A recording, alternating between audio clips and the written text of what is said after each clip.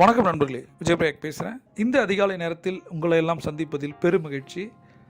தங்க நேரத்தில் 10 விஷயம் இருக்குது. அதை தொடர்ந்து செஞ்சு வந்தால் நமக்கு வேணுங்கிற எல்லாம் கிடைக்கும். கடன் இருக்கா, கடன் அடையும். உங்களுடைய கனவுகள் எல்லாம் பூர்த்தியாகும்.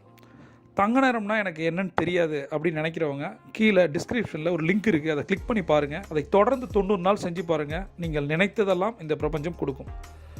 சுயக்கட்டளைகளை தொடர்ந்து சொல்லணும். சுயக்கட்டளைகள்னால் என்ன? ஒரு ரிப்பீட்டிங்கான சென்டென்ஸ், இது வாக்கியங்கள் திரும்ப திரும்ப சொல்லும்போது நமக்கு ஒரு பாசிட்டிவ் எனர்ஜி கிடைக்கும், ஒரு பாசிட்டிவ் ஆரா கிடைக்கும். அது மைண்டையும் பாடியும் மாற்றும். அதுவும் இது போல் காலை நேரத்தில் நம்ம தொடர்ந்து சொல்லும்போது நம்ம நினச்சது நடக்கும். எப்படி நடக்கும்? மனம் அமைதியாகும். சரியா? அந்த தங்க நேரம் பண்ணிவிட்டு அதில் இந்த சுயக்கட்டளைகளை தொடர்ந்து 3 முறை சொல்லும்போது மனசு அமைதியாகுது. அதிகாலை நேரத்தில் இந்த பிரபஞ்ச கதிர்கள் நம்மளை நோக்கி வரும்போது நம்மளால் யோசிக்க முடியும். அந்த யோசிப்பு திறன் உங்களுக்கு நினச்சதெல்லாம் கொண்டு வந்து கொடுக்கும். இதை தொடர்ந்து செஞ்சு பாருங்கள். இன்றைக்கி நம்ம மிக முக்கியமான 3 பண கட்டளைகளை பார்ப்போம். என் வாழ்க்கையில் செல்வத்தையும் பணத்தையும் ஈர்க்கும் சக்தி என்னிடம் உள்ளது. என் வாழ்க்கையில் செல்வத்தையும் பணத்தையும் ஈர்க்கும் சக்தி என்னிடம் உள்ளது. என் வாழ்க்கையில் செல்வத்தையும் பணத்தையும் ஈர்க்கும் சக்தி என்னிடம் உள்ளது. நான் பணக்காரன். என் வாழ்க்கையை நான் வாழ்கிறேன். நான் பணக்காரன். என் வாழ்க்கையை நான் வாழ்கிறேன்.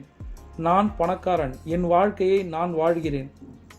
பணம் என் வாழ்க்கையை சிறப்பாக மாற்றக்கூடிய ஒரு கருவி. பணம் என் வாழ்க்கையை சிறப்பாக மாற்றக்கூடிய ஒரு கருவி. பணம் என் வாழ்க்கையை சிறப்பாக மாற்றக்கூடிய ஒரு கருவி. தொடர்ந்து இந்த சுய கட்டளைகளை 3 தடவை சொல்லணும். 8 முறை எழுதணும். எதில் எழுதணும் அப்படின்னா, இதுக்கான ஒரு ஸ்கிரிப்ட் இருக்குது. மணிமந்திரா அப்படின்ற புத்தகத்தில் உங்களுக்கு கொடுக்கப்பட்டிருக்கு.